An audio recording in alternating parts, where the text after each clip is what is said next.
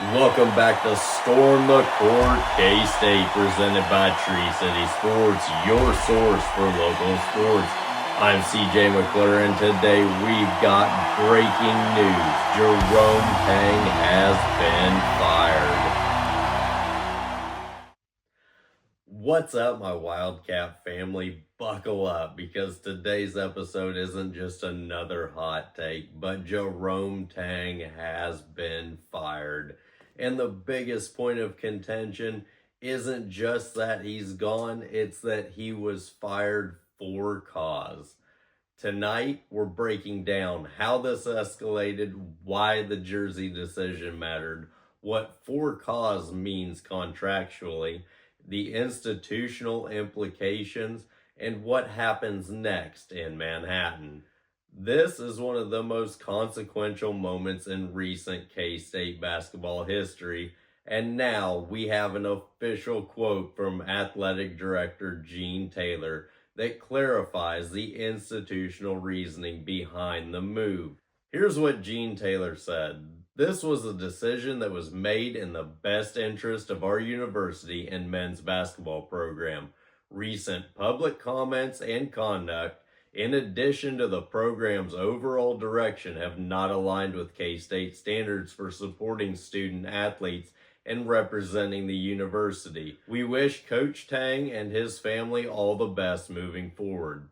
That statement is deliberate. Now, let's storm the court and break this down.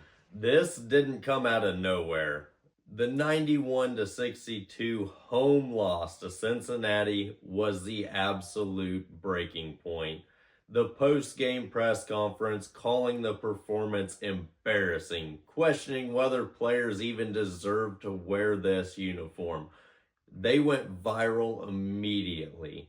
The students wearing the paper bags, including one that read, "Anybody got $18 million, sent social media exploding. The optics shifted from struggling season to institutional problem. Then came the symbolic move. Before the Houston game, the names were removed from the back of their jerseys, because he believed that those players didn't even deserve to have their names on those uniforms. But symbolism under scrutiny can accelerate consequences. The program narrative shifts from struggling season to institutional misalignment, and now Gene Taylor's statement confirms that alignment, or lack thereof, was central to the decision.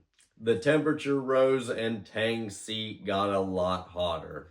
Here's where this gets serious. Termination for cause is not about wins and losses. It's about contract language. Typical cause provisions include material breach of duties, insubordination, conduct deemed objectionable to the institution, and failure to meet compliance or behavioral standards.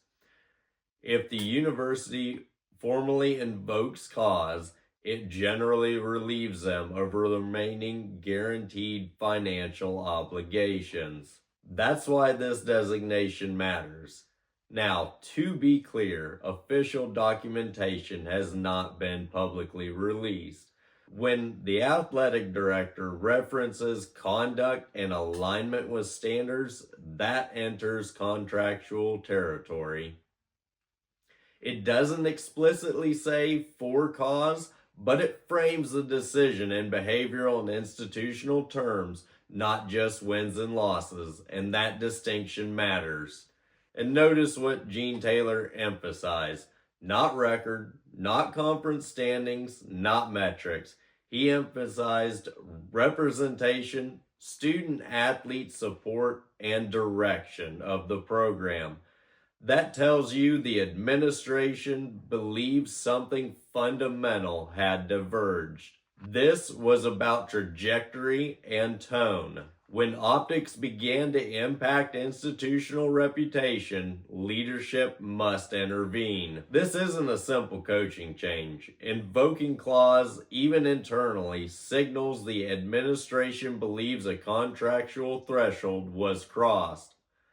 That means documentation exists, Internal review occurred and legal counsel was involved.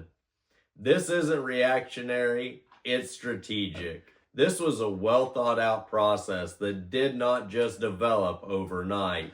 Now the story escalates. According to ESPN, Jerome Tang plans to fight K-State's for-cause firing. Tang is owed approximately $18.7 million under his contract and intends to challenge that designation.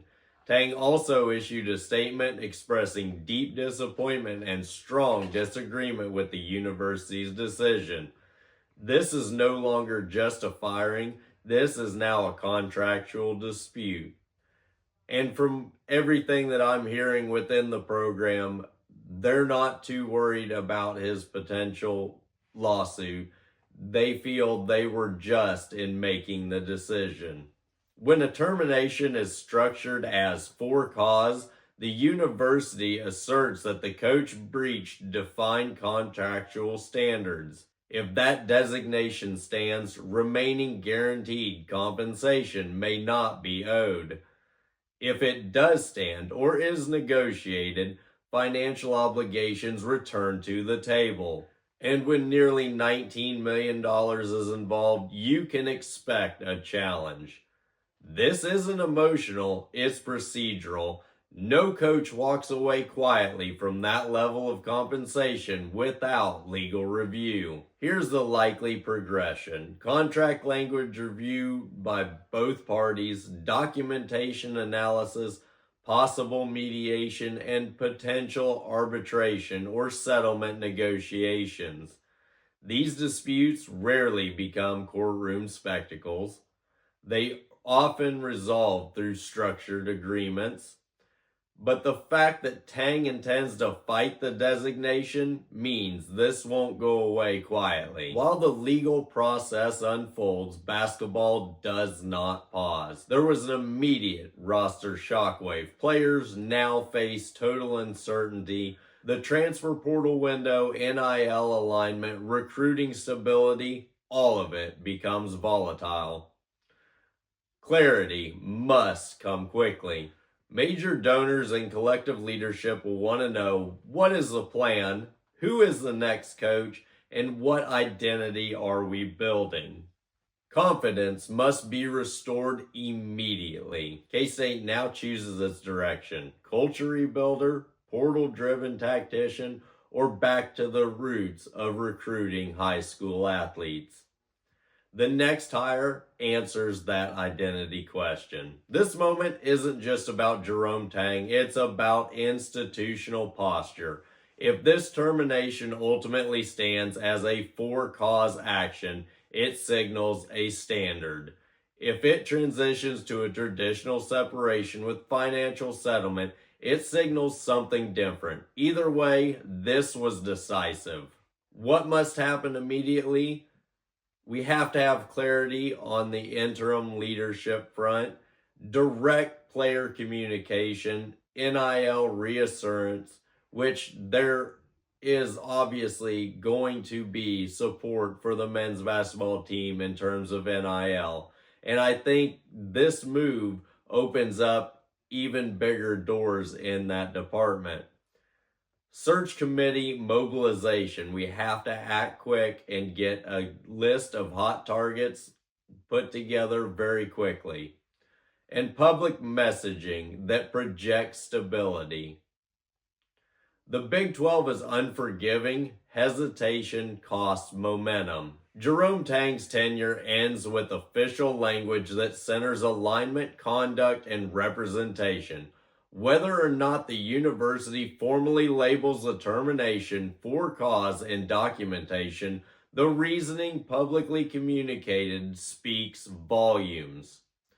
This was about more than basketball. It was about standards, and now the new era begins. And as far as questions on who's going to be the interim coach, Gene Taylor highlighted that in his press conference. We're going to go ahead and play the press conference audio from that. This is a monumental evening for K-State men's basketball. Who wants to start with the questions? That's Gene, can you take us through the process and how this developed today? Yeah, I mean, just been a long day. Kind of started yesterday when I came to the final decision in my brain, ran it by the president. He approved, and then today's just been a lot of conversation about how to finalize things. Where does it stand in terms of this contract? He's The remaining portion of this contract. he's been terminated for cause.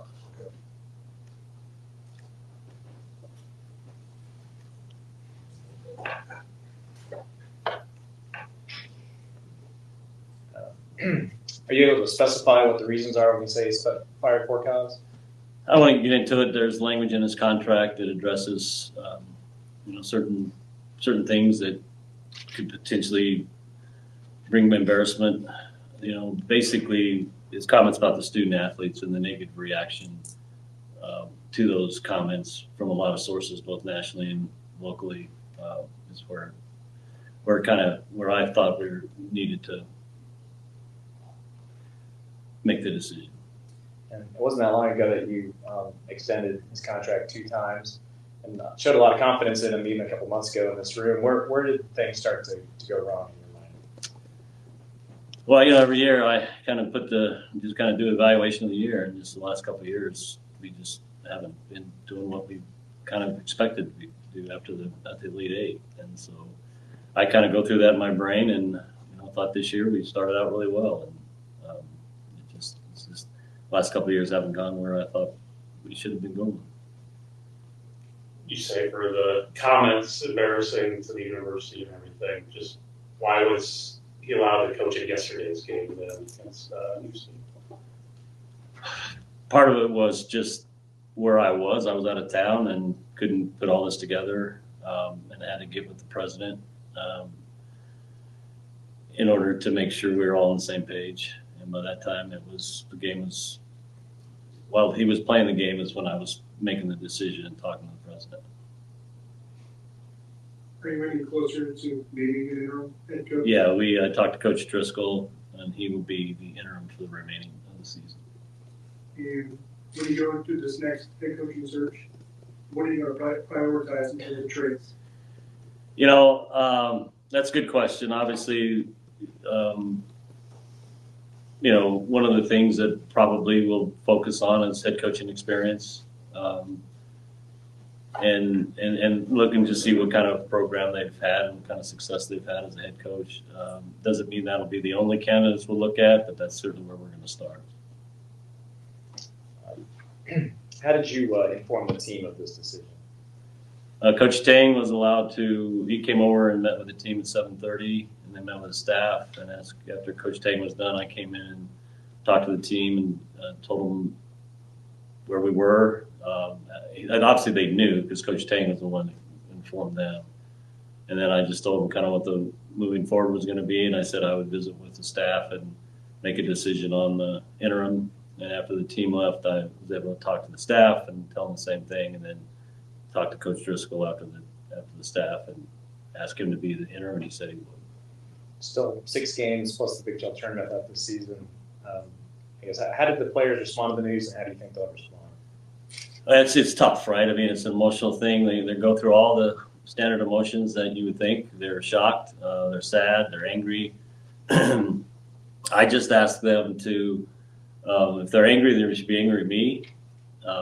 And then I asked them to finish the year strong for the program, for Coach Tang, for the staff, and focus their anger on me if they're mad at anybody, and do everything they can for their teammates in this program to finish out the year strong. And, they certainly kind of accepted that. And then I asked them if they had any questions, and they didn't, and then I told them they could take off.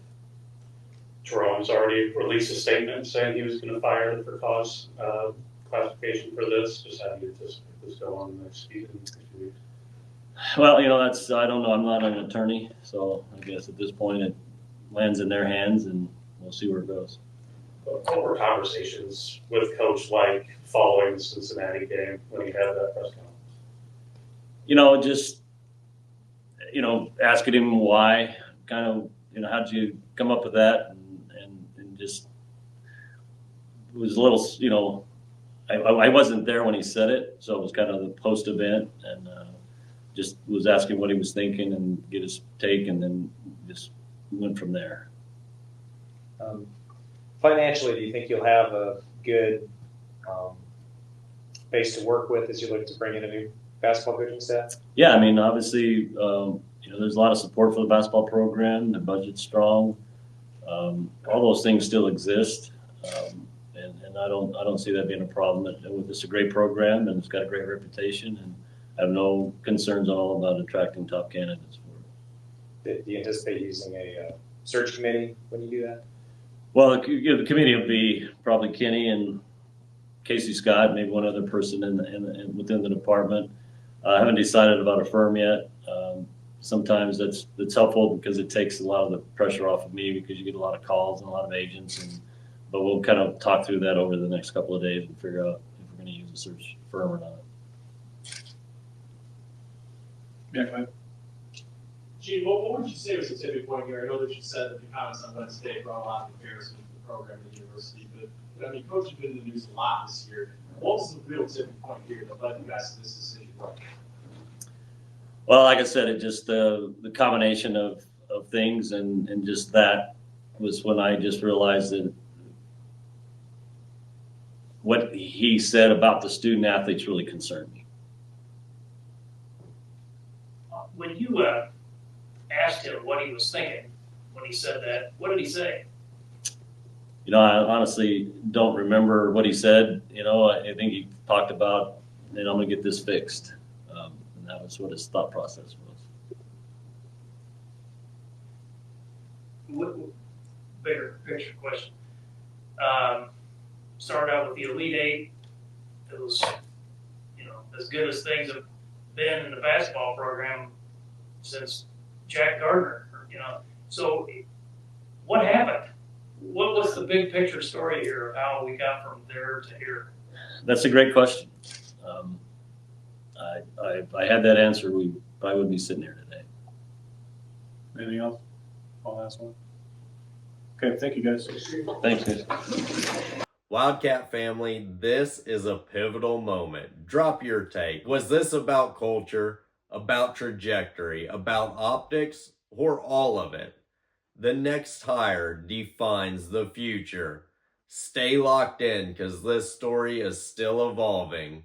This has been a breaking edition of Storm the Court K-State, presented by Tree City Sports, your source for local sports.